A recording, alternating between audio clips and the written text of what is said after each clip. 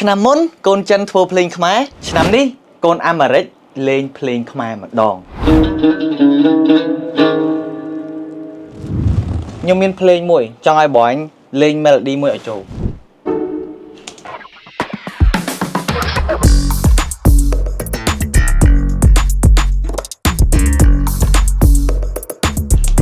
ไม่ได้បងទៅរួចអត់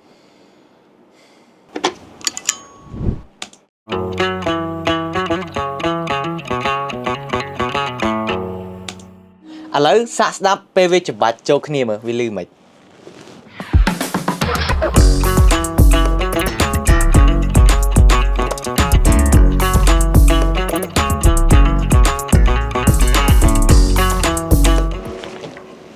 ចុះបើយើងយកចប៉ីដាក់ជាមួយមីក្រូហ្វូននេះឬវិញគ្រាន់តែយើងចុច record មក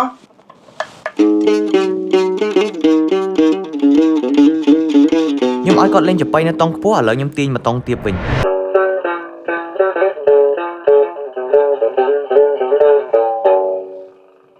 ខ្ញុំនឹងយកសំឡេងនេះទៅធ្វើ intro នៃបទទាំងមូលភ្លេងមានហើយនៅឡើយប្រូលម្សិលមិញខ្ញុំបាន post status មួយថាបើមានស្នេហានឹងឈ្នះឆ្នោត$1 លានយកមួយណា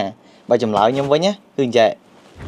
អ្នកដែលកំពុងមើលខ្ញុំឥឡូវហ្នឹងកុំភ្លេចជួយ follow Facebook ខ្ញុំម្នាក់មួយផងហើយនឹង subscribe YouTube channel ខ្ញុំផងឈ្មោះថាសម្បត្តិសុខឥឡូវយើងតទៀតត្រូវឆ្នោត$1 លានហើយក៏បងមិនប្ដូរលុយសិននៅមកក៏ say no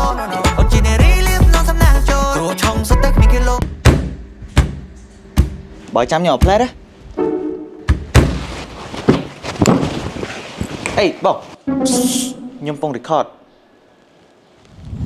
បងតោះភ្លេងក៏រួចប្រក៏ហើយអញ្ចឹងបន្ទាប់ទៀតមានតែក្បាច់រស់បងខ្ញុំមានបទចូលក្នុងខ្មែរមួយត្រូវការក្បាច់រំសបាយបើគិតថាអាចទៅរួចទេ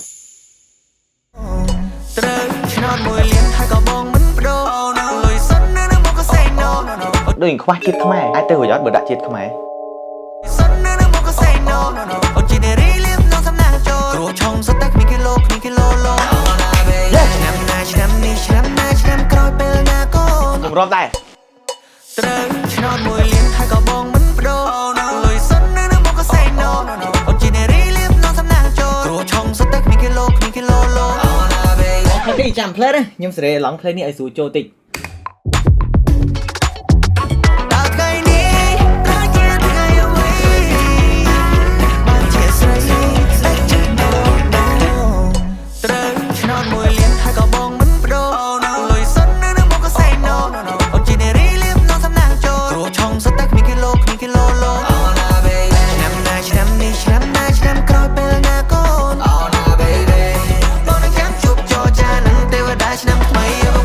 អញ្ចឹងសរុបមកវិញទាំងអស់ឥឡូវយើងបានប៉ុណ្ណេះ